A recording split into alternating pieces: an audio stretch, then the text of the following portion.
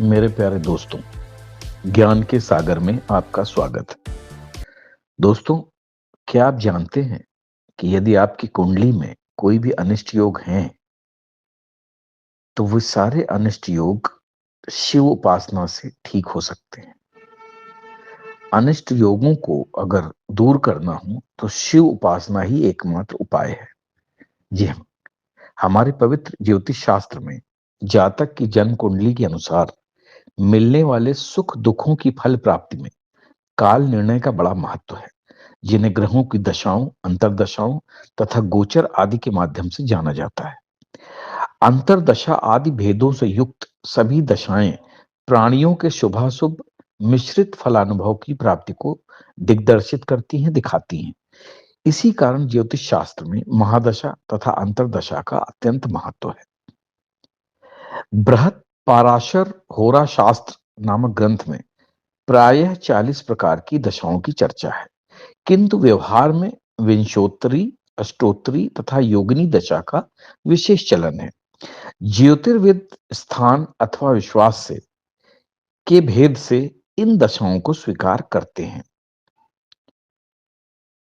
फिर भी कलयुग में विंशोत्तरी दशा की प्रधानता स्वीकार की गई है। इन महादशाओं में अंतरदशाएं, प्रत्यंत दशाएं तथा सूक्ष्म प्राण आदि अनेक दशाएं अंतर्भूत होती हैं, जिनका फलित ग्रंथों में बहुत विस्तार से वर्णन हुआ है।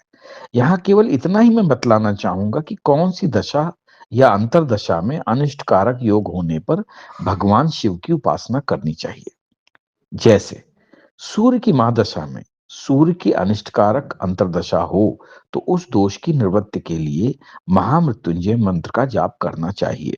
उदाहरण के लिए कर्क एवं कुंभ लग्न में उत्पन्न जातक के लिए सूर्य में सूर्य का अंतर होने पर भारी संकट या मृत्यु सम कष्ट होता है। ऐसे समय में मृत्युंजय मंत्र का जाप करना चाहिए। इससे समस्त दोषों की निवृत्ति हो जाती है और भगवान शिव एवं ग्रहराज सूर्य देव का अनुग्रह प्राप्त होता है। इसी प्रकार सूर्य की महादशा में शनि एवं केतु की अंतर्दशा होने पर भी महामृत्युंजय मंत्र का जाप या अनुष्ठान करने से अपमृत्यु का निवारण होता है। सूर्य की महादशा में चंद्र की अंतर्दशा के समय चंद्रमा यदि सूर्य से छठवें, आठवें, 12वें भाव अर्थात मारक स्थान एवं स्थान पर हो, तो कुफल प्राप्त होते हैं। धन का नाश, अनेक प्रकार के रोग एवं व्याधियां, कष्ट, पीड़ा, विपत्तियां एवं शत्रु बढ़ जाते हैं। इनकी शांति के लिए भगवान शिव की बिल्व पत्रों से पूजा तथा सोमवार का व्रत रखें। चंद्रमा की दशा महादशा में गुरु की अंतर्दशा यदि है, तो ऐसे में अनिष्टकारक योग बनते हैं और अपमृत्यु होने के भी चांस रहते हैं। इसलिए इस दोष की निवृत्ति के लिए शिव सहस्त्र नाम का जप करना चाहिए। जी हाँ, चंद्रमा की महादशा में गुरु की अंतर्दशा हो यदि। शनि की अंतर्दशा होने पर शरीर में कष्ट होता है, जिसके लिए मृत्युंजय मंत्र का जाप करना चाहिए। चंद्रमा में केतु की अंतर्दशा में भय होता है तथा शरीर में रोग उत्पन्न होते हैं। इसके निवारण हेतु महामृत्युंजय मंत्र का जाप करना चाहिए। इसी प्रकार चंद्र में शुक्र की अंतर्दशा में तथा सूर्य की अंतर्दशा में क्रमशः रुद्र जाप तथा शिव पूजन करना चाहिए। चंद्र की महादशा में केतु की अंतर्दशा की अवस्था में अगर राहु मारक स्थान 2 या 7 में हो, तो जातक मृत्यु तुल्य कष्ट भोगता है। इस अनिष्ट की शांति के लिए श्रेष्ठ उपाय रुद्राभिषेक होता है, यानी भगवान शिव ही सारे कष्टों को दूर कर सकते हैं।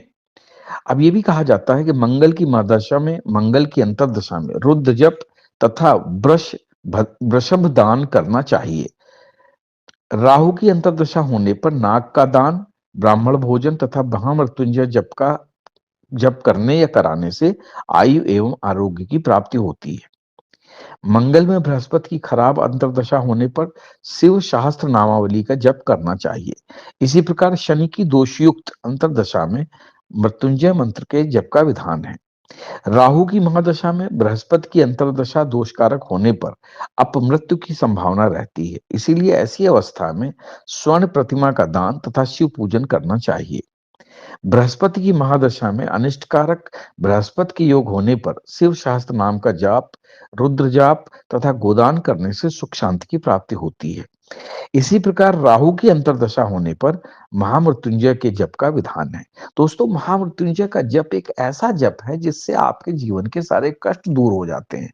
किसी भी प्रकार की समस्या हो तो कहा जाता है कि महामृत्युंजय की जो जप करने से आपको बहुत फायदा होता है। शनि की महादशा में शनि तथा राहु की खराब अंतर्दशा होने पर महामृत्युंजय मंत्र का जाप करना या कराना चाहिए। बुध की महादशा में मंगल, बृहस्पति एवं शनि की अंतर्दशा यदि ठीक न हो तो वृषभदान और मृत्युंजय मंत्र तथा शिव सहस्त्र नाम के जप करने से अपमृत्यु का निवारण होता है।